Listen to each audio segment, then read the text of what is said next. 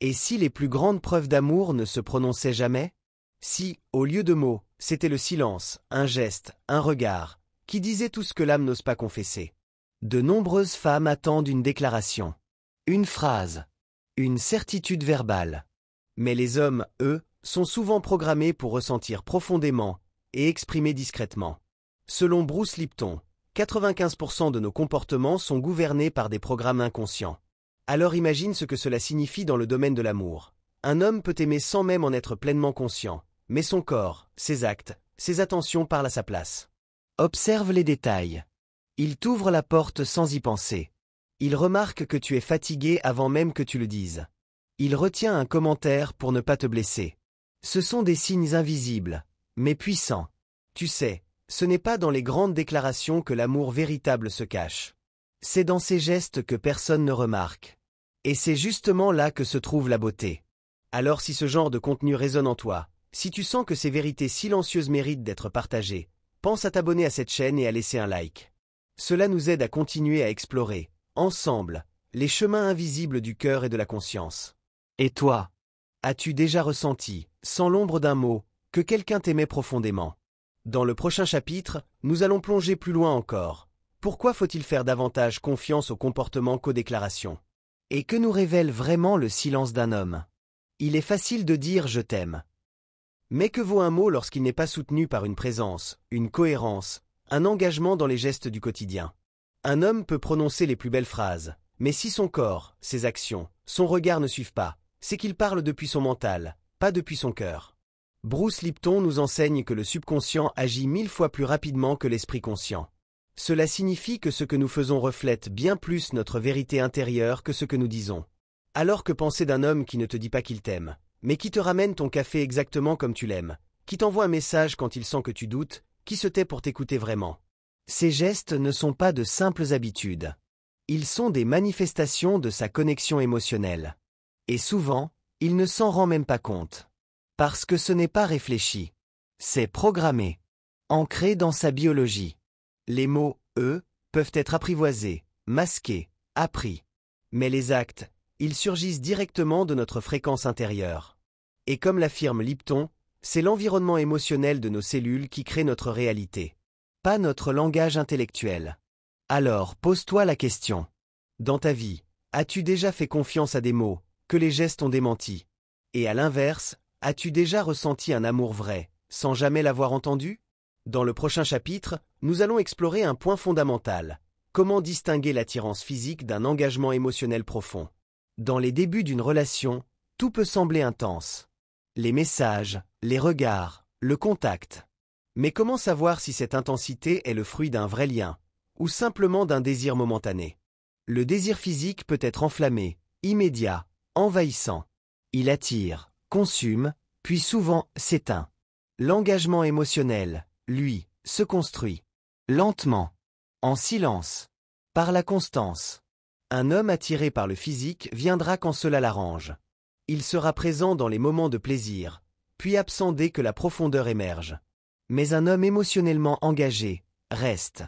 Même quand c'est inconfortable. Même quand il doute. Il ne fuit pas la vulnérabilité. Bruce Lipton explique que les émotions profondes modifient littéralement notre champ électromagnétique. Un homme qui se sent en sécurité émotionnelle avec toi change son énergie. Il ralentit. Il devient plus stable. Il s'ouvre à la synchronisation. Alors observe les détails invisibles.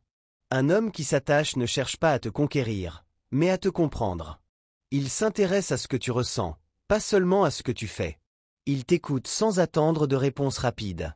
Il veut te sentir, pas seulement te toucher. Le véritable engagement ne se mesure pas à l'intensité d'un moment, mais à la capacité de rester présent dans les creux, les doutes, les silences.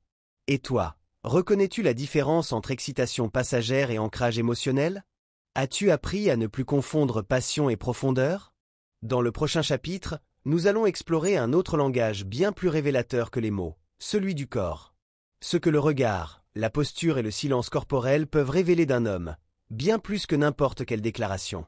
Le corps parle. Toujours. Même quand les mots se taisent. Il révèle ce que l'homme lui-même ne sait pas encore. Ce qu'il ressent sans pouvoir l'exprimer. Ce qu'il vit en silence. Observe son regard. soutenu, sans attente. Il ne te scrute pas, il t'accueille. Il cherche à te ressentir, pas à te juger. Regarde sa posture. Est-il tourné vers toi, ouvert, même dans le calme? Ou bien tendu, distant, distrait?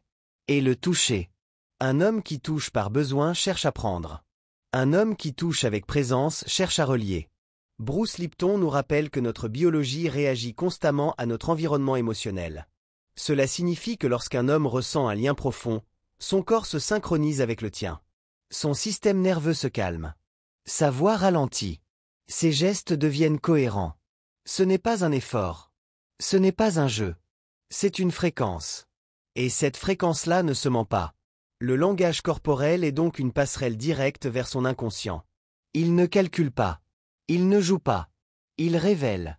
Mais encore faut-il savoir regarder. Pas pour contrôler, mais pour ressentir. Pas pour décoder, mais pour percevoir. As-tu déjà senti une vérité dans un silence? Une émotion dans une simple présence? Et si c'était là, justement, que naissait l'amour véritable? Dans le chapitre suivant, nous allons aborder un des signes les plus puissants et les plus rares, la vulnérabilité masculine. Quand un homme se montre sans armure, c'est là qu'il t'invite vraiment à entrer. Parmi tous les signes de l'amour profond, il en est un que peu reconnaissent à sa juste valeur, la vulnérabilité. Quand un homme ose dire « je ne sais pas, j'ai peur », ou même simplement « je suis touché », il ne montre pas une faiblesse. Il te donne accès à sa vérité la plus intime.